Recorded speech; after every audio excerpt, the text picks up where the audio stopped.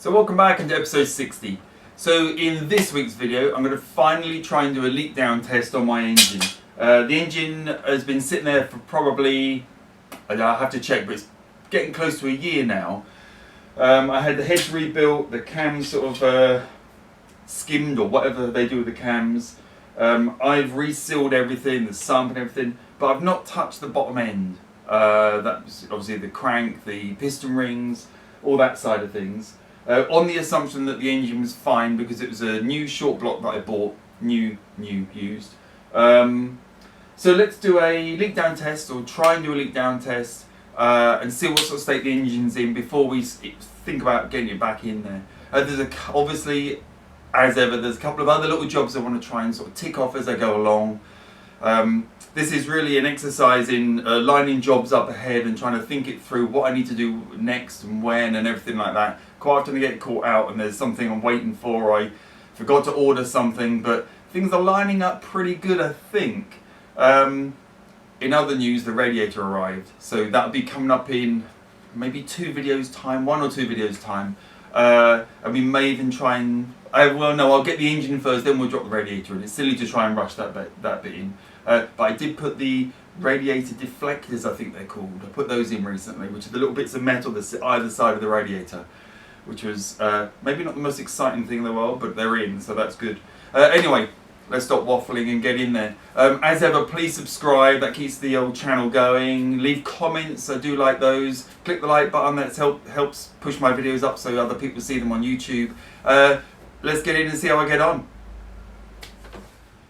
So the theory of the leak down test is that you pressurize each cylinder to a known value and measure the amount of air that is leaking past either the piston rings, the inlet or exhaust valves, or head gasket, or even a crack in the side of the cylinder. And we use this tool to do it. It's basically a regulator and then this loss gauge here. Right, so I can't remember the exact numbering of these cylinders. I think this is cylinder 1. So cylinder 1 is showing on the leak down test, about 20% loss. Now I've not played around and double checked that I'm absolutely at TDC. I've got my camera there on the little, whatever you call it, little endoscope camera thing. I'm just going to push through them all and do them all, and then we'll come back round because I suspect I'm probably doing something slightly wrong. And by going through them all, I'm going to get one that's perfect and go, of course, and then work my way back. So let's just work through. I've done that one. We can see that's at about 22. I'm going to write them down somewhere. And we'll just go through them and see where we get to.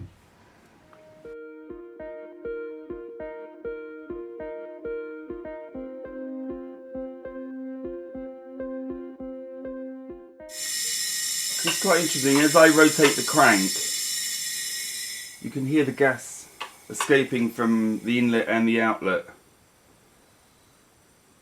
So now you see I've probably come all the way around to the true TDC. You heard the, I don't know which side is which because I'm not that bad at things, but I could hear what I think is the inlet valve shut. Now the escaping air has come back down. If I just keep going a little, we're down at about sort of 20 something. In a minute you'll hear the exhaust valve open.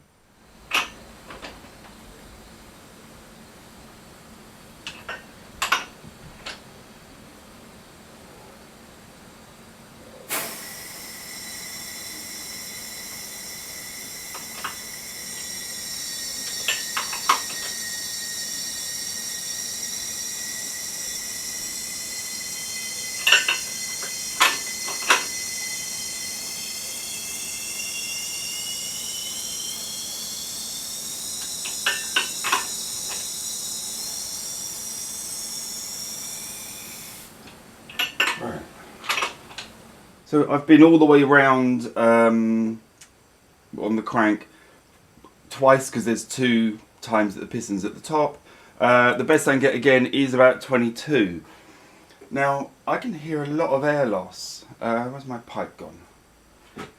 So I'm using a pipe to kind of listen, one end to my ear and then move it around.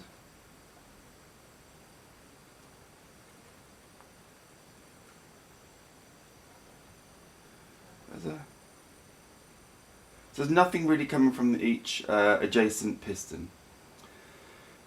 Most air is coming out from around the side of this leak down test thing. Minimal on the inlet.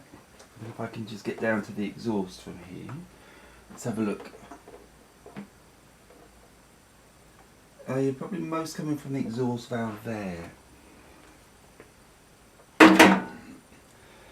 Now, my assumption is that the heads are good because they've just been rebuilt. So, I'm tempted to say that this is just lost in the system, like the test equipment, as opposed to the heads being dead. Knowing that they've just been rebuilt and they seem to be done quite nicely. That's an interesting look.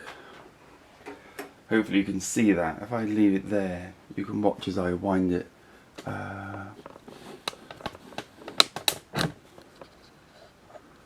Let's get you a better view of it.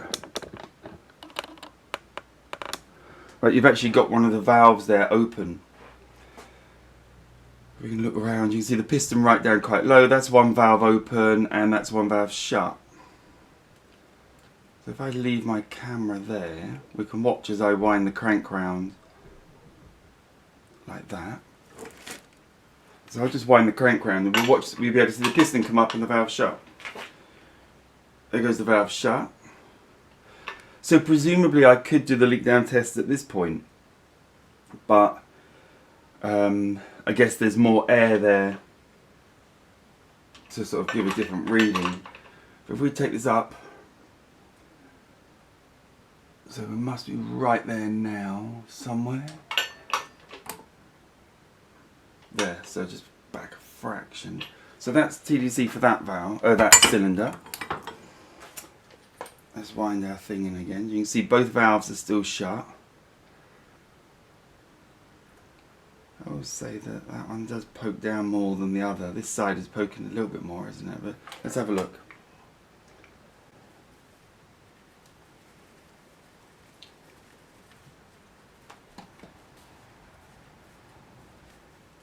Right, so that equipment's in.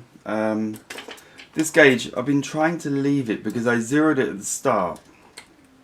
We can zero it again. How's that going to go? Approximately. I won't lose sleep over it.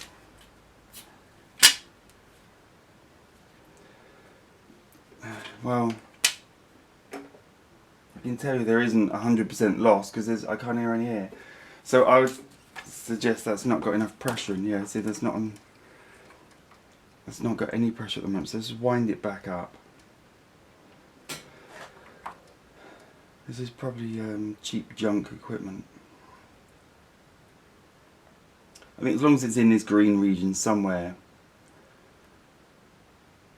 I think I'm fairly happy. I won't bother looking much further. Right, so let's come back up to set. Let's put the cap down so I don't adjust it.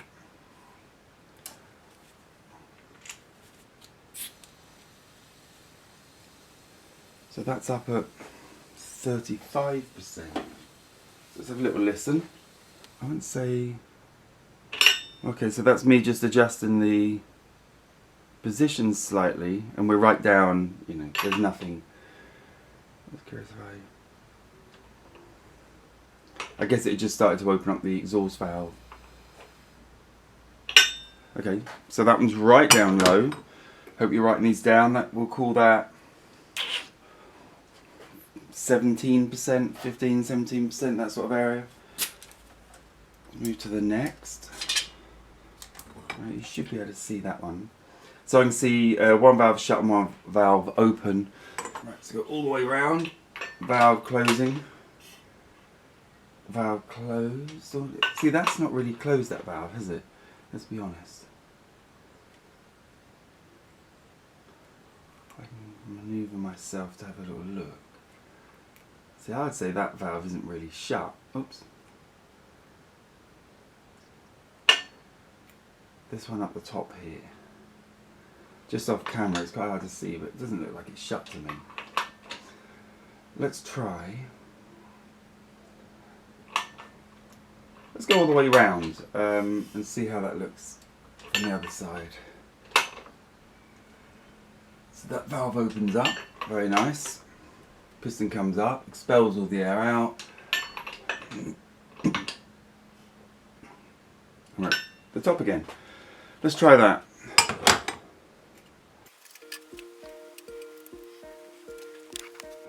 Right, we're in. I'm not going to play with the meter this time because that just seems to lead to problems. So that's reading up at about nearly 40, 37. There's the exhaust valve just opened. There's the inlet valve open. So with what I can guess is both shut, that's at about 20, 27. There's something else going on here. I'm sure of it. So you've got to listen.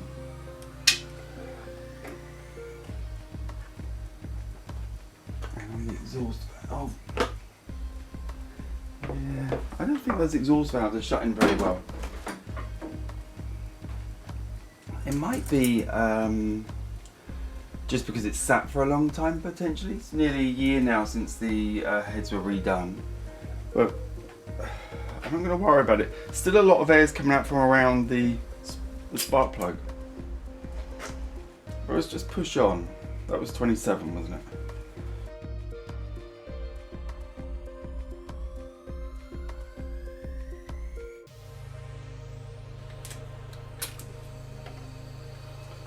And that's sitting at about 22. Again, same issue. Most of the sound is coming through the oil filler.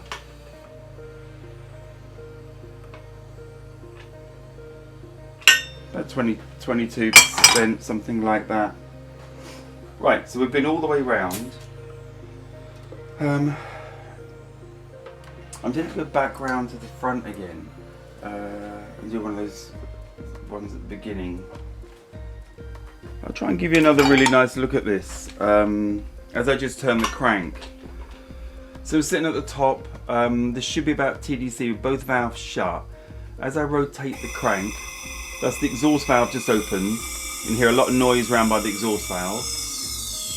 You hear it shutting as the pitch changes. That's shut now, and then in a second, if I keep going, now it's compressing, so it's harder to turn, and now we're going back down by the feel of it because it's got a bit easier.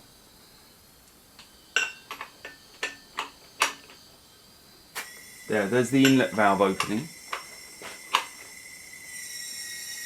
That's the inlet valve. So all the way around. Now the exhaust valve is opening again.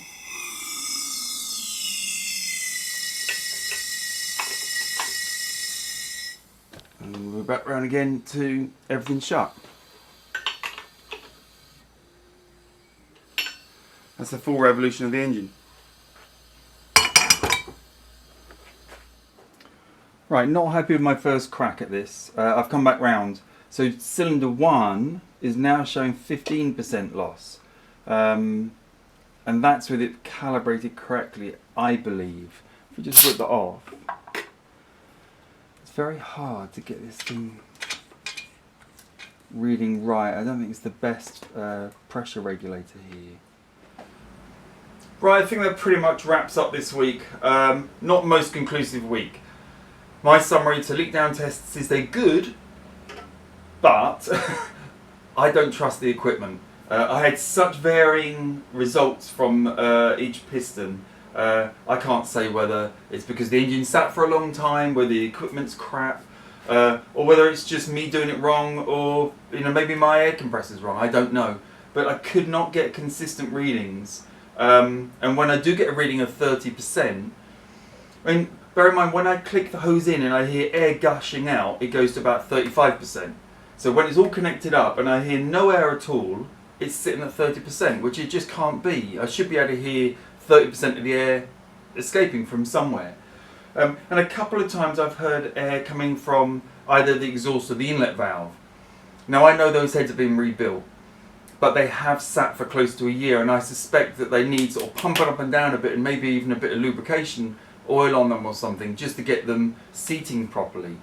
Tell me if I'm wrong with that, but I suspect there's a little bit of air creeping around there. The kit's rubbish. Probably got a little bit of air escaping from, you know, the rings. I didn't like how the hose screws into the spark plug. That didn't seem particularly secure either. So what I'm going to conclude is we're okay. Most of the cylinders I managed to get sort of 20-ish%. Difficult to say, but I'm not hearing air gush out of everywhere. So I'm going to go ahead with the engine going in. I may delay putting in slightly while I'm waiting for you guys to tell me what other jobs I should be doing before I get the engine in. And for the keen-eyed amongst you, there's 2